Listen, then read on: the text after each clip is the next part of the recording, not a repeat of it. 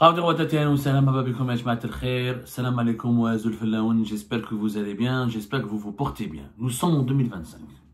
Nous sommes en 2025. Et ce n'est pas un rendez-vous fortuit que nous donne l'histoire, parce que cette année sera extrêmement compliquée, extrêmement particulière et importante pour l'Algérie et son avenir. Une année qui nous exige, bien sûr, au-delà des traditions bienveillantes, de vous présenter nos meilleurs vœux, de vous souhaiter une belle année, tout ça c'est du marketing, bien sûr, qui fait partie de la courtoisie, de la bienveillance et de la bonté. Bien sûr, on aimerait tous vous souhaiter une belle année, on aimerait tous que ce soit une belle année, mais malheureusement, soyons réalistes. Soyons réalistes, soyons objectifs. Cette année nécessite, si on veut bien préserver l'avenir de l'Algérie, l'avenir des générations futures, et préserver sa sécurité, sa stabilité, cette année 2025 exige des changements. L'année 2024, 2025 a déjà commencé par des événements géopolitiques extrêmement importants et voire préjudiciables pour l'Algérie. Ce qui s'est passé, le 1er janvier 2025, déjà le premier jour, le gouvernement malien a lancé des accusations très graves et des critiques très dangereuses, des critiques très violentes contre les autorités algériennes. Déjà, nous commençons l'année 2025 par un gros problème avec notre principal, l'un des plus importants de nos voisins africains, qui est le Mali. L'année 2025 a commencé déjà avec une alliance qui a été conclue par le Maroc, les Émirats et la Mauritanie, qui est un autre de nos voisins les plus importants du Maghreb, qui a rejoint, comme nous l'avons expliqué dans une précédente émission, nous l'avons bien expliqué, on s'est beaucoup attardé sur ce sujet, la Mauritanie qui était neutre, qui était même une amie à l'Algérie. Je rappelle que le président mauritanien était là en Algérie depuis pratiquement pendant 4 fois, il y avait des signes d'une alliance et d'une possibilité de passerelle et de partenariat très fructueux pour les deux pays, et à la dernière minute, la Mauritanie, ses dirigeants ont décidé de développer des partenariats, des projets et aller s'aligner sur une ligne politique. Ça ne m'étonnerait pas que la Mauritanie, durant 2025, adopte des positions politiques extrêmement favorables aux adversaires de l'Algérie, qui sont aujourd'hui les Émirats Arabes Unis, le Maroc et Israël, et sans parler de leurs autres amis, de leurs autres partenaires et de tous les autres alliés à travers le monde. L'année 2025 est stratégique, pourquoi? Parce que l'Algérie d'aujourd'hui a des défis. Le défi, c'est de sortir de l'isolement. Il faut le reconnaître, de 2021 à 2024, l'Algérie s'est mise dans une position d'isolement. Aujourd'hui, quand on prend la carte, prenons la carte géographique, on a des problèmes avec pratiquement tous nos voisins. Situation de quasi-guerre avec le Maroc, situation de quasi-guerre aussi et de conflit, en tout cas pas de guerre, pas aussi intense, mais elle gagne les mauvaises relations avec le Mali sont en train de gagner de plus en plus en tension, de basculer dans une tension très violente, de plus en plus violente. Pour le moment, c'est que verbal. On n'est pas au niveau de la rupture, mais je pense qu'à ce rythme-là, la rupture des relations avec le Mali, elle risque d'être actée en 2025. Nous avons un conflit avec le Mali, conflit avec le Maroc, des relations avec le Mali. Si tu te disputes avec le Mali, tu t'es disputé avec ses deux alliés qui sont le Burkina Faso et le Niger. Avec le Niger, le contact est maintenu, mais il reste formel, superficiel. Le Niger est extrêmement solidaire avec le Mali parce qu'il y a eu l'alliance des États du Sahel qui a été créée entre les trois pays. Le Mali, le Niger et le Burkina Faso. La Libye, on est amis avec une partie des Libyens, mais on n'est pas amis avec tous les Libyens. Et encore, les amis de l'Algérie en Libye se font de plus en plus rares, parce que les pourparlers pour l'avenir du Mali et de la Libye se font de plus en plus ailleurs qu'en Algérie. Et même la Libye, comme la Mauritanie, elle essaye d'avoir une certaine neutralité dans le conflit qui oppose l'Algérie au Maroc et à ses alliés. Mais la Libye risque aussi, comme la Mauritanie, d'emboîter le pas à la Mauritanie pour rejoindre des alliances, cette alliance-là, parce que les Émiratis sont bien positionnés en Libye, les Israéliens, à travers leurs alliés occidentaux, sont bien positionnés en Libye. Et la Libye, elle est divisée, une partie de la Libye, elle est encore amie avec l'Algérie, mais pour combien de temps encore? Mais à part la Tunisie, et les frontières ne s'arrêtent pas uniquement aux frontières terrestres, on va au-delà de la Méditerranée, crise incroyablement dangereuse avec la France, principal partenaire économique et commercial, et politique, et une froideur, une crise qui dure aussi depuis 2022 avec l'Espagne. En réalité, nous avons que des problèmes. Nous avons que des problèmes. Les pays lointains, les Émirats, c'est une crise totale, c'est notre ennemi. L'Arabie Saoudite, des relations très superficielles, à l'exception de la Turquie et du Qatar, qui sont des puissances régionales très peu fiables, parce qu'ils doivent aller au chef leur rôle nocif et leur rôle malsain dans la chute du régime de Bachar al-Assad en Syrie. Nous avons de mauvaises relations avec tout le monde. Les Chinois se sont détournés un peu de nous. Les Russes, clairement, se sont aussi détournés un peu de nous. C'est des relations superficielles, limitées à la coopération technique, etc. Les Chinois, on les a vus, se rapprochent de plus en plus du Maroc et donc des adversaires de l'Algérie. Sur le plan géopolitique, quand on voit la carte, l'année 2025 nous montre que l'Algérie, elle est un pays isolé. C'est pas la peine de mentir. Nous sommes un pays aujourd'hui isolé, un pays qui a beaucoup de problèmes avec ses voisins, avec ses partenaires. Beaucoup de problèmes. Un pays qui collectionne les problèmes. Ces problèmes proviennent de quoi? Est-ce qu'elles proviennent d'une ambition que l'Algérie dérange? Parce que maintenant, le discours officiel en Algérie, des dirigeants actuels, pour minimiser la problématique, pour minimiser le danger de cet isolement, là, pour ne même pas le reconnaître, parce que les dirigeants actuels ne le reconnaissent pas, pour eux l'Algérie n'est pas isolée, au contraire, elle est en train de s'affirmer, elle est en train de devenir une puissance régionale, et elle dérange. L'Algérie dérange, c'est pour ça qu'elle est diabolisée, elle est attaquée. Oui, mais quand on est attaqué par tout le monde, c'est quand même bizarre. Donc un pays qui dérange, il a des alliés quand même, un ou des soutiens, il arrive à avoir un certain rayonnement. Un pays qui dérange, c'est un pays qui a un rayonnement, qui produit. Qu'est-ce qu'on a produit d'aussi dérangeant?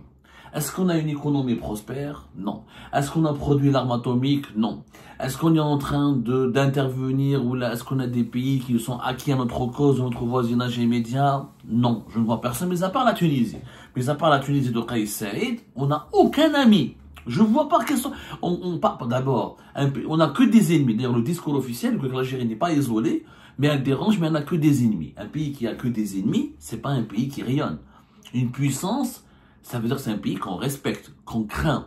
Généralement, quand on est une puissance, on n'a pas envie d'être les ennemis d'une puissance, on a envie d'être les amis d'une puissance. Donc je ne vois pas en quoi l'Algérie, elle dérange. L'Algérie, elle ne dérange pas, l'Algérie, elle est ciblée. L'Algérie, elle fait l'objet d'attaques. L'Algérie, elle s'est mise dans une position où elle a beaucoup d'ennemis en face d'elle. Au lieu, pour arriver à gérer cette situation, clairement, durant l'année 2025, je conseille à dirigeants de mon pays de se remettre en cause. La principale raison qui nous a poussé à se retrouver dans cette situation, là je parle de la relation de problématiques extérieures. Les problématiques internes, kiff. Nous avons, le régime actuel a considéré que nous avons deux mouvements terroristes qui sont le MAC et Al-Hachd, des prisonniers politiques qui ne sont toujours pas libérés, une répression totale qui est toujours en cours, des libertés publiques et individuelles qui sont toujours réduites à leur strict minimum pour ne pas dire inexistantes, plus de liberté d'expression. Sur le plan économique, pour les dirigeants, les indicateurs sont au vert, c'est pas le cas. L'inflation est toujours élevée, le chômage est toujours élevé, le cadre de vie de la population algérienne ne connaît pas du tout des améliorations, au contraire des détériorations par rapport à avant la crise politique de 2019, toujours des problématiques de pénurie, toujours une problématique de dépendance des marchés internationaux pour s'approvisionner en produits de première nécessité. L'industrie algérienne, elle est toujours très faible, l'économie algérienne, elle est toujours ultra dépendant du pétrole et du gaz, et les revenus de l'Algérie sont en train de baisser. N'oublions pas, et on a sorti les chiffres, on est en train, 2024, on attend les chiffres officiels, si l'Algérie gagne, si l'Algérie obtient comme revenu plus de 45 milliards de dollars, c'est un miracle. C'est un miracle, alors qu'en 2022, on était à 64 milliards de dollars, pratiquement 64 milliards de dollars de revenus en devises, et qu'en 2023, on était aussi à une cinquantaine de milliards de dollars, à 55 milliards de dollars. Cette année, on est en train de perdre, déjà entre 2022 et 2023, on a perdu 10 milliards d'équivalent de 10 milliards de dollars de revenus. Et si on perd encore 10 milliards de dollars de revenus par rapport en 2024 par rapport à 2023, c'est que nous sommes en train de gagner de moins en moins d'argent. Alors que les budgets de l'État algérien, les dépenses publiques sont en train d'exploser. On a des budgets qui passent de plus de 100 milliards de dollars en 2023 à 113 milliards de dollars et quelques en 2024. Et en 2025, on va atteindre les 126 milliards de dollars de dépenses. On ne dépense pas que des dollars parce que ça sera dépensé en dinars, en grande partie. Sauf que quand tu gagnes qu'uniquement une cinquantaine de milliards de dollars et tu dépenses en équivalent une centaine, ça veut dire que tu dois imprimer beaucoup de dinars, tu dois convertir, tu dois utiliser ta monnaie locale pour faire face à tes dépenses. Sauf que tes revenus sont principalement des revenus en devises des hydrocarbures, donc tu vas fabriquer des dinars, tu vas fabriquer de la monnaie locale qui va dévaluer, qui va perdre de sa valeur et ça va aggraver l'inflation. Il n'y a pas de dynamisme économique. Aujourd'hui, il n'y a pas de projet. Mais on est en bas des situations économiques parce qu'ils veulent nous faire croire que les indicateurs sont ouverts. Les indicateurs ne sont pas ouverts. Est-ce qu'il y a eu un méga projet lancé en Algérie? Non. Tous les projets, toutes les infrastructures qui ont été inaugurées datent de l'époque de Bouteflika. Les projets qui ont été lancés, ils ont été lancés tardivement et on les attend pour 2026. Quels sont les projets qui devraient être reçus en 2025? Il y a eu des annonces qui parlent de certaines stations de dessalement de l'eau de mer. J'en doute. J'en doute que d'ici juillet ou la fin de l'année 2025, on va réceptionner les stations de dessalement de l'eau de mer. Je parle des grandes stations de dessalement de l'eau de mer pour régler le problème de la pénurie de l'eau potable. Bien sûr, les défis climatiques sont encore plus importants. L'Algérie est exposée à la sécheresse, la production agricole qui est instable, les fortes canicules, les risques de feux de forêt. Nous avons vécu des tragédies de 2021 à 2024. Nous avons énormément de défis, énormément de risques auxquels notre pays est exposé. L'isolement international, il est là. Les problématiques économiques sont là. On vit de moins en moins bien. On a un problème de salaire, on a un problème de niveau de vie, il y a un problème de précarité, il y a des problèmes de pénurie, il y a un problème de capacité de la production nationale à satisfaire les besoins du pays et les besoins de la population. C'est là. C'est là. On parle toujours comment lutter contre la flambée de l'euro. On ne trouve pas des voitures, on ne trouve pas les pièces détachées. Des biens de consommation qui étaient disponibles en grande quantité à l'époque de Bouteflika en 2019 sont aujourd'hui font l'objet de plusieurs pénuries ou sont devenus des objets très rares ou extrêmement coûteux. Donc, il y a un malaise économique, il y a un malaise diplomatique, il y a un malaise politique parce que nous avons toujours une gestion très autoritaire et peu de liberté publique et individuelle. La situation des affaires elle s'explique par quoi? Par la mauvaise gestion du pays. Cette mauvaise gestion, elle vient de quoi? Elle vient du monopole du pouvoir, de la gestion cavalière, de la gestion isolationniste ou la isolée, c'est-à-dire du monopole de la décision par une seule personne ou par un groupe de personnes. Notre pays, l'Algérie, a besoin d'une gestion collégiale. Je le répète, nous avons besoin d'une gestion collégiale.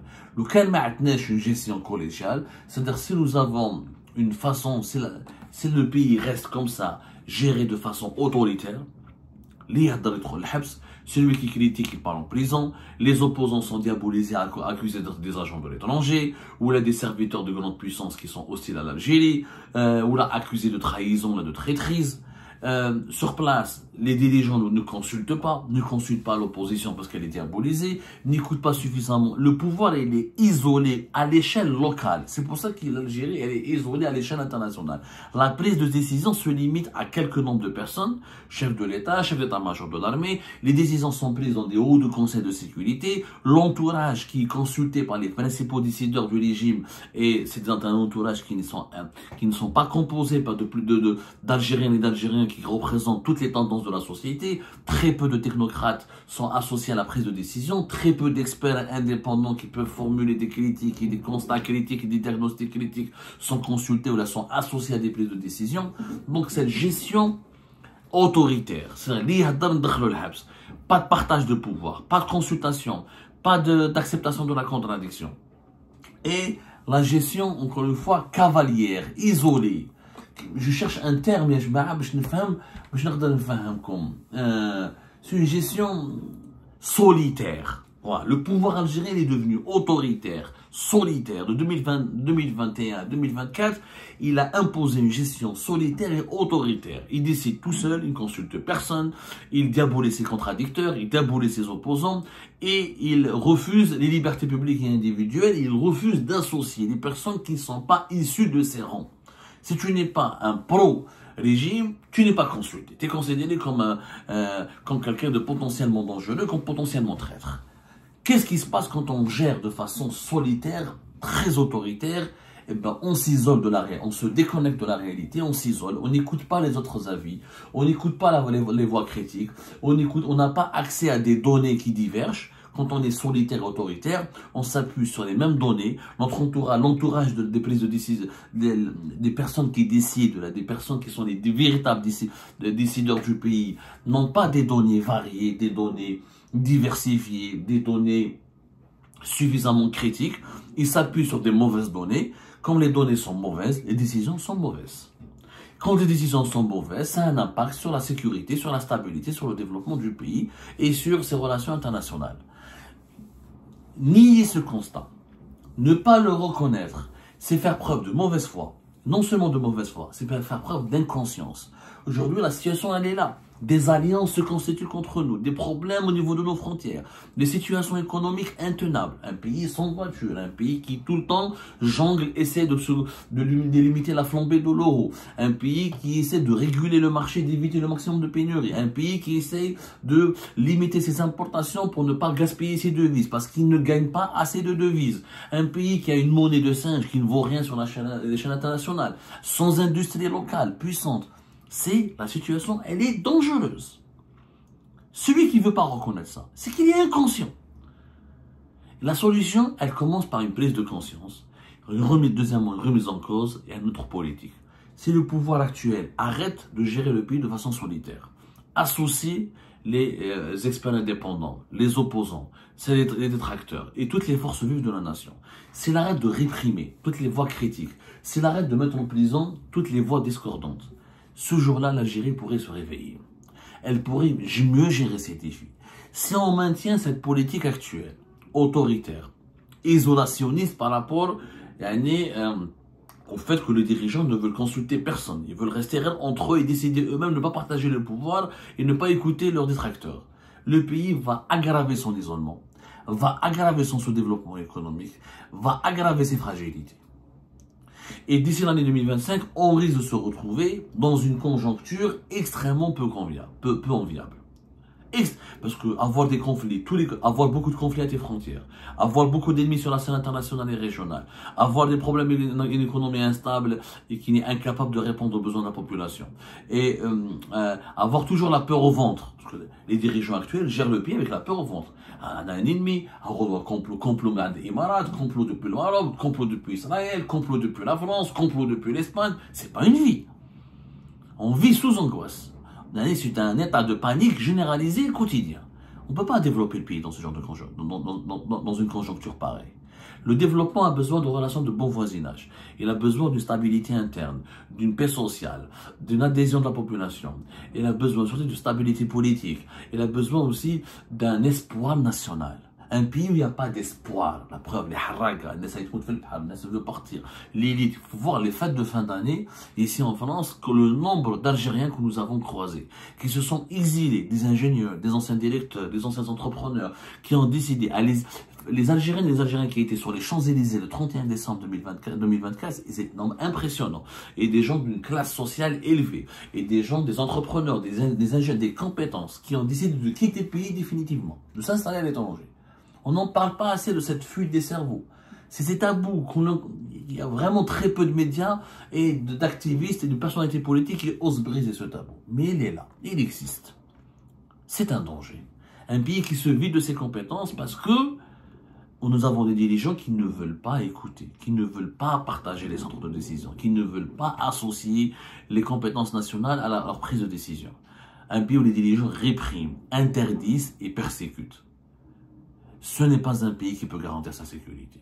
2025, c'est un carrefour, c'est un virage extrêmement dangereux et important, où on change cette méthode de gestion, où on abandonne la gestion autoritaire et solitaire du pays, où on se dirige vers des crises incertaines, aux conséquences potentiellement dangereuses pour les générations futures.